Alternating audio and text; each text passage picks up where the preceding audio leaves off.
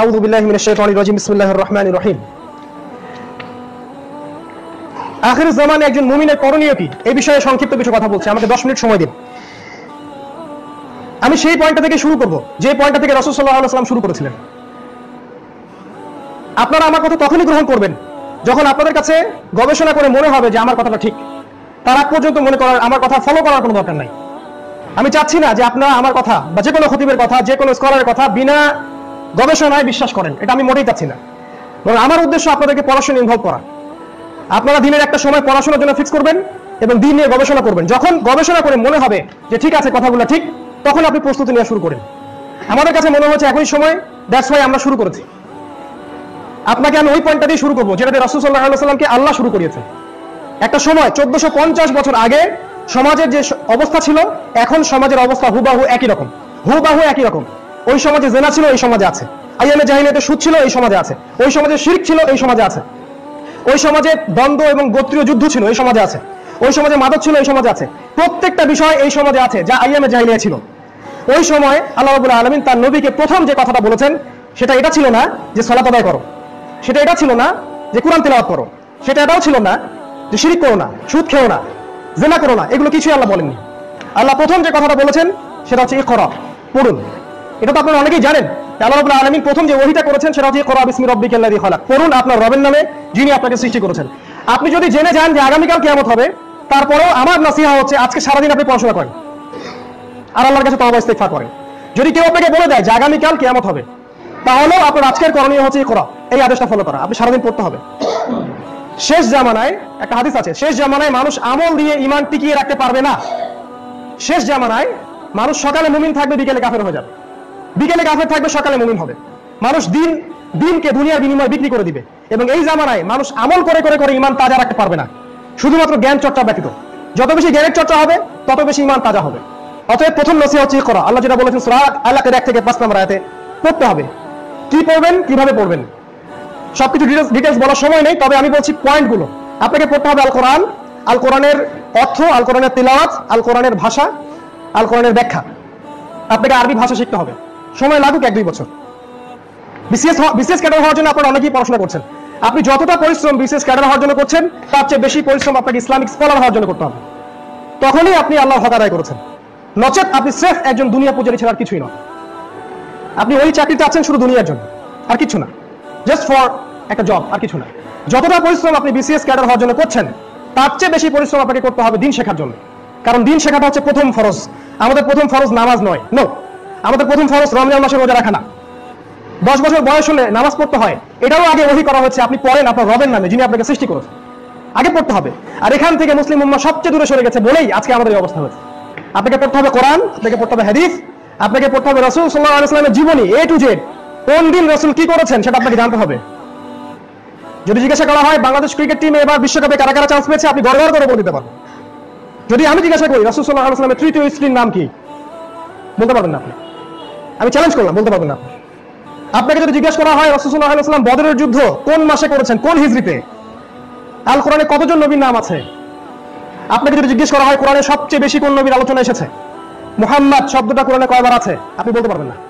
But আপনাকে যদি আমি জিজ্ঞেস করি বলিউডের 10 জন তারকার নাম বলেন, আপনি পারবেন। আপনাকে যদি জিজ্ঞেস করি যে বাংলাদেশ ক্রিকেট টিমের টেস্ট দলের অধিনায়কের নাম কি, আপনি পারবেন। এমনকি তার ওয়াইফের নাম আপনি বলতে পারবেন। এটা একটা চরম একটা সাফল্য, আমি বলবো আর কি, দুনিয়াবী সাফল্য। সো পড়তে হবে আপনাকে, এই বিষয়গুলো পড়তে হবে, কোরআন, হাদিস, সিরাহ, এরপর হচ্ছে ফিকহ। আহলে হাদিস কমিউনিটির একটা সমস্যা আছে, সেটা হচ্ছে তারা ফিকহ পড়তে চায় না। এই কারণেই দেখা যায় যে তারা মুস্তাহাব বিষয়গুলো নিয়ে তর্ক করে, ফরজ বিষয়গুলো ছেড়ে দেয়। একটা মুস্তাহাব বিষয় নিয়ে তর্ক করে মসজিদ ভাগ হয়ে যায়, সেখানে ফরজ ঐক্যটা বিনষ্ট হয়ে যায়। কিন্তু এই মুস্তাহাব আমলটার চেয়ে ওই ফরজটা যে বেশি ইম্পর্টেন্ট ছিল, এই বেসিক মানে কমন সেন্সের অভাবে তারা ভোগে। সত্য কথা কাউকে না কাউকে বলতে হবে। আপনি তখনই আমার কথা গ্রহণ করবেন যখন আপনার কাছে মনে হবে কথাটা ঠিক। তার আগে গ্রহণ করার দরকার নেই। ফিট করতে হবে আপনাকে, কোনটা ফরজ, কোনটাকে আপনি বেশি প্রায়োরিটি দিবেন, তারপরে কোনটা, তারপরে কোনটা, তারপরে কোনটা। আপনাকে আরো পড়তে হবে ইসলামিক হিস্ট্রি, একদম রাসূল সাল্লাল্লাহু আলাইহি ওয়াসাল্লামের জীবনী শেষ থেকে নিয়ে আজ পর্যন্ত, কমপক্ষে প্রথম বিশ্বযুদ্ধ পর্যন্ত কি হয়েছে, অটোমান খেলাফত ধ্বংসের আগ পর্যন্ত আপনাকে পড়তে হবে। না হলে আপনি হতাশায় ভুগবেন। আপনার কাছে মনে হবে যে উম্মার অবস্থা খুব খারাপ, এর চেয়ে অনেক খারাপ অবস্থা আগে চলে গেছে, অনেক খারাপ অবস্থা আগে চলে গেছে। আপনাকে আরো পড়তে হবে সাম্প্রতিক বিশ্ব, মুসলিম বিশ্বের এবং সারা বিশ্বের কোথায় কি হচ্ছে, প্রত্যেকটা কারেন্ট অ্যাফেয়ার্স, প্রত্যেকটা নতুন দৃশ্য, প্রত্যেক দিনের নিউজ আপনাকে দেখতে হবে। নচেত এমন হবে আপনার ঘরের সামনে ফিতনা চলে আসছে, আপনার ঘরের দরজায়, আপনি টের পাবেন না। এই বিষয়গুলো পড়ুন। এই জন্য আল্লাহ রাব্বুল আলামিন প্রথমে বলেছেন পড়ুন, আপনাকে ফিতনার সময় পড়তে হবে। 2, জ্ঞান অনুযায়ী আমল করতে হবে। জ্ঞান অনুযায়ী আমল করতে হবে। এটা হচ্ছে সূরা আল ইমরানের 102 নম্বর আয়াতের ব্যাখ্যা। আল্লাহ বলেছেন ইয়া আইয়ুহাল্লাযীনা আমানু, হে মুমিনগণ, ইত্তাকুল্লাহ, আল্লাহকে ভয় করো, হাক্কা তুকাতিহ, ভয় করার মতো ভয় করো, ওয়ালা তামুতুন্না ইল্লা ওয়া আনতুম মুসলিমুন, পরিপূর্ণ মুসলিম না হয়ে মৃত্যুবরণ করো না। জানা অনুযায়ী আমল অবশ্যই করতে হবে। আল্লাহ পাক আমাদেরকে জানা অনুযায়ী আমল করার তৌফিক দান করুন, আল্লাহুম্মা আমিন। তৃতীয় বিষয়, সেটা হলো আপনাকে পরিবারের ব্যাপারে ফোকাস করতে হবে। আপনার পরিবার, আপনার ফ্যামিলি, আপনার ফ্যামিলির প্রত্যেকটা মেম্বার, আপনার মা, আপনার বোন, আপনার স্ত্রী, আপনার সন্তান, আপনি নিজে ব্যক্তিগতভাবে আগে যখন আপনি আত্মসমর্পণ করবেন, ইসলামে পরিপূর্ণ ঢুকে যাবেন, তারপর আপনার কাজ হচ্ছে ফ্যামিলিকে কন্ট্রোল করা। আপনার ফ্যামিলির মেম্বারদেরকে অনেক আগেই মানুষ ছিনিয়ে নিয়ে গেছে আদর্শ দিয়ে, আপনি টের পান নাই। আমার ওয়াইফের মাঝখানে, আমার ওয়াইফের মাথায় হয়তোবা ভারতীয় সংস্কৃতির আগ্রাসন ঢুকে গেছে, আপনি জানেনই না। একটা সিরিয়াল দেখার জন্য আপনাকে ভাত না দিতে সে রাজি আছে, অথচ ওইটা আপনার জন্য ফরজ ছিল। তার জন্য আজকে আমাদের মা বোনদেরকে, আমাদের যুব সমাজকে এবং আমাদের ব্রেন ওয়াশ করে দেওয়া হয়েছে পশ্চিমা সংস্কৃতি দিয়ে, ভারতীয় আগ্রাসন দিয়ে এবং দেশীয় এইসব প্রগতির নামে সংস্কৃতি দিয়ে। আপনার ছেলেকে তার অনেক আগেই জেনাকার বানিয়ে ফেলেছে, আপনি টের পান নাই। আমরা হালাল ভেবে এমন অনেক রুজির পিছনে ঘুরছি যেগুলো হারাম, স্পষ্ট, আমি টের পাচ্ছি না। অতএব পরিবারের ব্যাপারে সচেতন হন। আল্লাহ রাব্বুল আলামিন সূরা তাহরিমের 6 নম্বর আয়াতে বলেছেন যে কু আনফুসাকুম ওয়া আহলিকুম নারা, হে মুমিনগণ, তোমরা নিজেরা জাহান্নামের আগুন থেকে বাঁচো, তোমাদের পরিবার বর্গকে বাঁচাও। এটা আপনার দায়িত্ব। আপনাকে সমাজ, দেশ, রাষ্ট্র নিয়ে এখন চিন্তা করতে হবে না, আপনি পরিবারকে নিয়ে চিন্তা করেন। আপনার ছেলে, আপনার মেয়ে, আপনার স্ত্রী, আপনার সন্তান। আমাদের পরবর্তী প্রজন্মের জন্য কিছু করে যান, যাতে করে তারা এমন একটা প্রজন্ম হয়ে গড়ে ওঠে যারা মুসলিম উম্মাহকে নেতৃত্ব দিতে পারবে। আমরা যা করেছি সেটা ভুলে যান, তওবা করুন, ইস্তেগফার করুন, কিন্তু ওদের জন্য এমন কিছু করা আমাদের উচিত যেটা আমরা পাইনি। আল্লাহ তৌফিক দান করুন, আল্লাহুম্মা আমিন। পরিবার গঠনের জন্য সবচেয়ে ভালো ওয়ে হচ্ছে পরিবারে পড়াশোনার চর্চা করা, সেখানে তালিমের ব্যবস্থা করা, পরিবার বর্গকে অলওয়েজ দিনের ব্যাপারে ইনভলভ রাখা, কমিউনিটি গড়ে তোলা। এক কথায় একটা কমিউনিটি গড়ে তোলা। একা একা ঈমান নিয়ে টিকে থাকা যাবে না, সম্ভব না। একা একা ঈমান নিয়ে বেঁচে থাকা সম্ভব নয়। আত্মকেন্দ্রিকতা ইসলাম শিখায় না। আল্লাহ আমাদেরকে হেফাজত করুন। 4, হালাল রুজির পিছনে ছুটুন। আমি বলবো আপনি যদি সবচেয়ে বড় একটা জব পান, এমন একটা জব যেখানে আপনার salary 2 lakh 3 lakh per month, কিন্তু সেটা হারাম, আর আপনার কাছে একটা অপশন থাকে যে অপশনের মধ্যে আপনি দিনে হয়তো 200 টাকা আর্ন করবেন, মাসে আপনি আপনার চলার জন্য 5000 বা 6000 টাকা আর্ন করবেন, আমি বলবো আপনি 5000 টাকা গ্রহণ করুন। আপনি প্ল্যান বিতে চলে যান, প্ল্যান এ ছেড়ে দেন। প্রত্যেক সেই মানুষ যারা কায়িক পরিশ্রম করে হালালভাবে উপার্জন করে খাচ্ছে, হোক সে মুদি দোকানদার, হোক সে অটো চালক, রিক্সা চালক, হোয়াটএভার, তারা আমার কাছে, ইসলামের কাছে, আল্লাহ এবং তার রাসূলের কাছে অনেক বেশি সম্মানিত সেই সব ব্যক্তির চেয়ে যারা সুদের সাথে জড়িত, যারা ঘুষের সাথে জড়িত, যারা হারাম ব্যবসার সাথে জড়িত। আল্লাহ, আল্লাহর কসম করে বলছি, আপনি যতই বড় চাকরি করেন, যত বড় ব্যবসায়ী করেন, যদি আপনার রুজির মধ্যে হারাম থাকে, আপনার ইবাদত আল্লাহর কাছে কবুল কখনো হবে না। আল্লাহ, আল্লাহর কসম করে বলছি। আল্লাহ রাব্বুল আলামিন বলেছেন ইন্নাল্লাহা তাইয়্যিব লা ইকবালু ইল্লা তাইয়্যিব। আল্লাহ রাব্বুল আলামিন পবিত্র, তিনি পবিত্র জিনিস ছাড়া কিছুই কবুল করেন না। ওয়াজারু মা বাকিয়া মিনার রিবা, সুদের সবকিছু ছেড়ে দাও যদি তোমরা আল্লাহ তার রাসূলের প্রতি বিশ্বাস করেই থাকো, না হলে আল্লাহ এবং তার রাসূলের সাথে যুদ্ধের ঘোষণা শুনে রাখো। আল্লাহ বলেছেন সূরা বাকারা খুলে দেখুন 276 নম্বর আয়াত, 277 278 নম্বর আয়াত।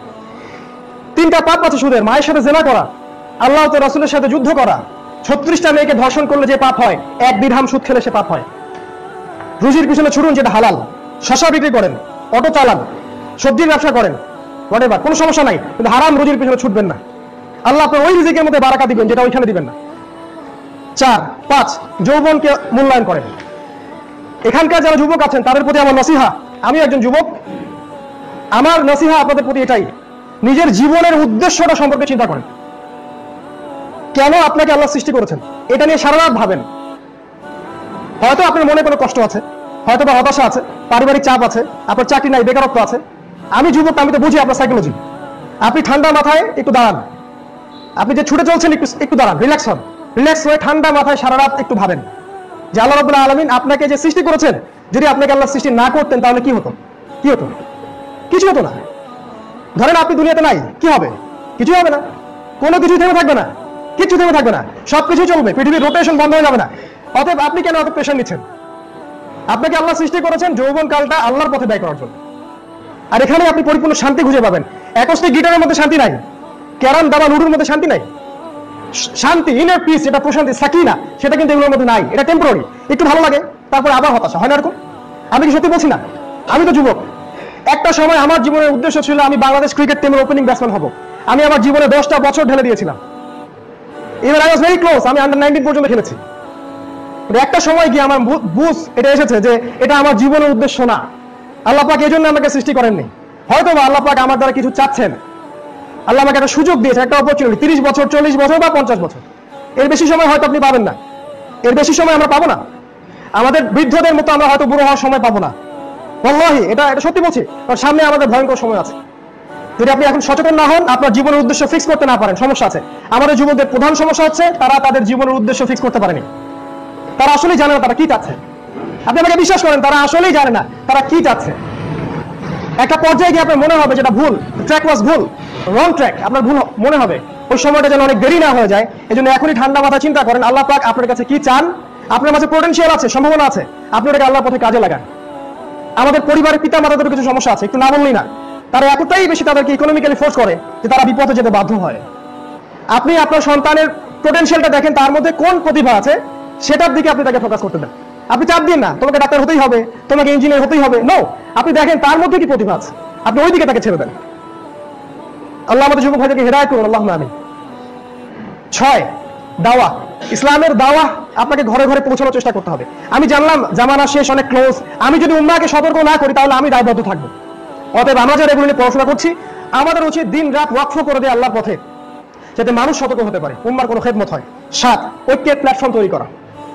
মুসলিম উম্মার মধ্যে একটা ঐক্যের অভাব আছে। আমাদেরকে দলাদলি রেশারেশি ভুলে মুসলিম একটা উম্মাহ, মুসলিম ভিলেজ তৈরি করতে হবে, যেখানে সব মুসলিমের মধ্যে কোনো সাম্প্রদায়িক পরিচয় থাকবে না। সে হোক শাহরাফি, হোক আহলে হাদিস, হোক শাফিঈ, মালিকি, হাম্বলি, হোয়াটএভার, কোনো সমস্যা নাই। আমরা দিন শেষে মুসলিম, আমরা দিন শেষে একজন মুসলিম, এটাই আমাদের সবচেয়ে বড় সাম্প্রদায়িক পরিচয়। এই প্ল্যাটফর্ম তৈরি করতে না পারলে আমাদের এক ভাই রক্ত ঝরবে, আমরা হাসবো, যেটা হচ্ছে এখন। এক ভাইকে আঘাত করলে আমরা হাসি, আমরা মনে করি সে তো ইন্ডিয়ান মুসলিম, সমস্যা কি, সে তো পাকিস্তানের মুসলিম, ওদের সাথে আমাদের যুদ্ধ হয়েছে, ওদের জন্য দোয়া করাও তো হারাম আমাদের কাছে। একজন ইয়েমেনে মার খাচ্ছে, আমার কোনো মাথা ব্যথা নাই। সিরিয়া মুসলিমদেরকে কচুকটা করা হচ্ছে, আমাদের কোনো মাথা ব্যথা নাই, কারণ সে তো সিরিয়ান মুসলিম, সে তো ইয়েমেনের মুসলিম, সে তো পাকিস্তানি, সে তো আফগানি, আমি বাংলাদেশি। এই জাহেলিয়াত, এই অজ্ঞতা আমাদের সমাজে প্রচলিত হয়ে গেছে, জাতীয়তাবাদের জাহেলিয়াত। এই দলাদলি ফেরকাবাজি ত্যাগ করেন, উম্মাহকে একটা জায়গায় নিয়ে আসার চেষ্টা করেন। উম্মার বৃহত্তর স্বার্থে ক্ষুদ্রতর স্বার্থ বিসর্জন দেওয়া লাগতে পারে। আমার পাশের লোকটা আমার সাথে পায়ে পা লাগাই নাই, জোর করে খেলা দিয়ে লাগানোর কোনো দরকার নাই। তার যদি একটা ফিকহি বুঝ থাকে, সে সেটা করুক। আমি এইভাবে তাকে শোধরাতে পারবো না, তাকে নিয়ে আমাকে ঠান্ডা মাথায় বসতে হবে। যদি আপনি মনে করেন আপনারটা সঠিক, আপনি আলোচনায় বসেন, ঝগড়া করবেন না। এখন তো সহি একটা আন্দোলন চলছে, সহি গিবত, সহি তহমত, সহি বলে আমরা সব করছি, সহি মিথ্যা, সহি মৌখিক ভাগ, সহি গিবত, সবই সহি এখন হালাল করে নিয়েছি আমরা। এগুলো ত্যাগ করতে হবে, মাথাটাকে প্রশস্ত করতে হবে, উম্মার ঐক্যের চেষ্টা করতে হবে। সে যে দেশেই থাক, যে মাযহাব বিলং করুক, সে আমার ভাই, এই কনসেপ্টটা তৈরি করতে হবে। 8 নাম্বার তো শারীরিক, মানসিক আর অর্থনৈতিক শক্তি অর্জনের চেষ্টা করা। যুবকদেরকে বলছি ফিজিক্যালি স্ট্রং হওয়ার চেষ্টা করেন, মেন্টালি স্ট্রং হওয়ার চেষ্টা করেন, শক্ত মুমিন হওয়ার চেষ্টা করেন। নরম হতাশায় ডুবে যাবেন না, এরকম মানুষ তো আবর্জনার মতো। আপনারা অ্যাডলফ হিটলারের যদি জীবনীটা পড়েন, দেখবেন একসময় জার্মানিতে সে একটা কাজ করেছিল, দেশের সব যারা শারীরিকভাবে উইক, দুর্বল, বিকলাঙ্গ মানুষ, এদেরকে সে হত্যা করেছিল। তার কনসেপ্ট ছিল যে এরা দেশের কোনো উপকার করতে পারে না, এদেরকে হত্যা করে ফেলা যায়। এটা হারাম না, জায়েজ, সে অন্যায় করেছে। কিন্তু সত্যি কথা বলতে কি জানেন, একটা মানসিকভাবে দুর্বল, শারীরিকভাবে দুর্বল যুব সমাজ দিয়ে কোনো উন্নতি সাধন হয় না আসলেই। আজকে যুবক, আমরা যারা যুবক, আমরা অনেক দুর্বল, আমাদের পিতামাতারা অনেক স্ট্রং এখনো, আমাদের ফুডের সমস্যা আছে, আমাদের জীবনযাত্রার প্রণালীতে সমস্যা আছে, আমরা যেভাবে লাইফ লিড করি এগুলো আমাদেরকে অকাল মৃত্যুর দিকে নিয়ে যাচ্ছে।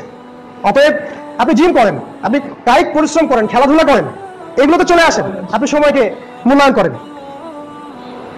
শারীরিক, মানসিক, অর্থনৈতিক শক্তি অর্জন করেন। লাস্ট আরেকটা বিষয় বলে শেষ করছি, সেটা হচ্ছে যে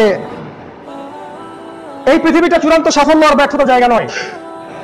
আল্লাহর দ্বীনকে প্রতিষ্ঠার জন্য জান, মাল, অর্থ, সম্পদ সবকিছু দিয়ে আপনাকে প্রচেষ্টা চালাতে হবে। এটাই মূলত জিহাদ ফি সাবিলিল্লাহ, এটাই হচ্ছে জিহাদের ব্যাখ্যা।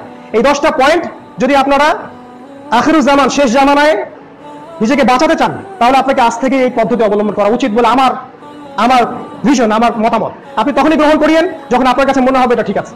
যদি আপনার কাছে মনে হয় এটা ঠিক নাই, গ্রহণ করার দরকার নাই। আমাদের সামনে সময় খুব সংক্ষিপ্ত, আমাদের প্রিপারেশন নেওয়ার এটাই শেষ সময়।